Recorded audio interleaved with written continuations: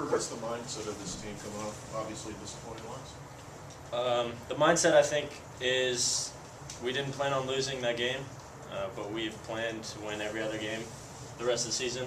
Our plan was to go out and win every conference game, and we can still do that, and we're confident in ourselves. How do you bounce back from, with all due respect, not a great performance? The biggest thing for me is I need to work on my fundamentals. I think I got away from them a little bit these past few games. Getting prepared each and every week, I need to get back to what I know how to do and get back to the basics, and I think I'm going to spend extra time at the end of practice and before practice watching film and throwing with my receivers a little bit more.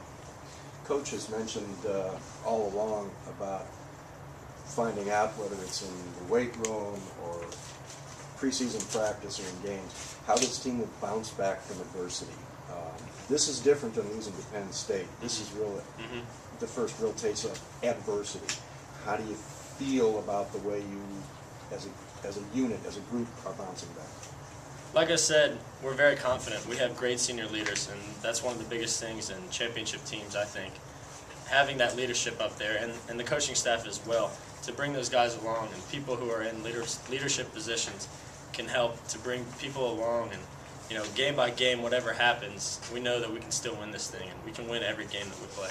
Is there a thought that that's one that slipped away and maybe you beat yourselves more so than Missouri State beat you? Yes, one of the coaches actually told me more games in college football are lost than actually won, and I definitely agree with that. I think we did let one slip away, but we're still not out of it.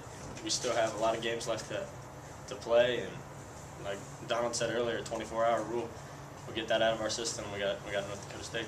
What was the lesson you learned?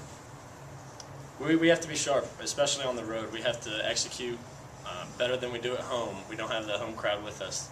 We need to get excitement and get intensity from ourselves, because the crowd's not going to be able to give that to us. And this week is definitely going to be a gift, having playing in the Ice Castle again. But we know we're going to have to come back on the road, and we're going to have to win some games. Kurt, the part of Missouri State's game plan was to stop the run, and with the exception of really one long one, they did that. This team is one of the best teams in the country against the run. How do you adjust and hopefully perform better than in the run game against Missouri State? I know this week we're going to improve on our fundamentals, and we're going to go back to what we did all fall camp. There were some times fundamentally we weren't sound, and we weren't physical enough, and we weren't tough. We made some mistakes, and we know that. We know that we're going to have a great week of practice to get that fixed, and that's what we're going to do. For North Dakota State's in a must-win situation when it comes to the league, and they can't afford another loss to three. They're going to come in here probably with nothing to lose. What type of team are they?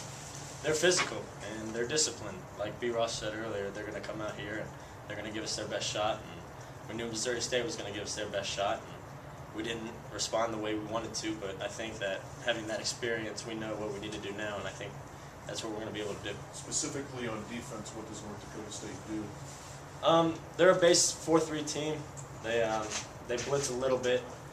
I know that we're going to have to be able to run the ball, and we're going to have to be physical up front. They're going to give us some shots down the field, and we're going to have to take advantage of that. For you, as a redshirt freshman quarterback, it wasn't going to be all smooth riding, right? I mean, you prepare yourself for what happened last week a little bit? A little bit. I knew that there was going to be adversity this year. I was trying to prevent it as much as I could.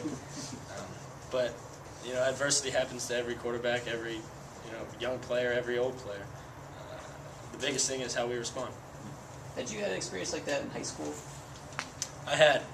I think I had this game where it was a big Division I or Division II team, and it was early in the season, and I think I threw 2 or 3 picks and just felt like I was out of it, and I had to keep my team up, and we had to keep pushing on. We ended up not winning that game. And I think that experience helped this experience. We almost came back, and we still had a chance to win at the end, and I think that'll help in the future.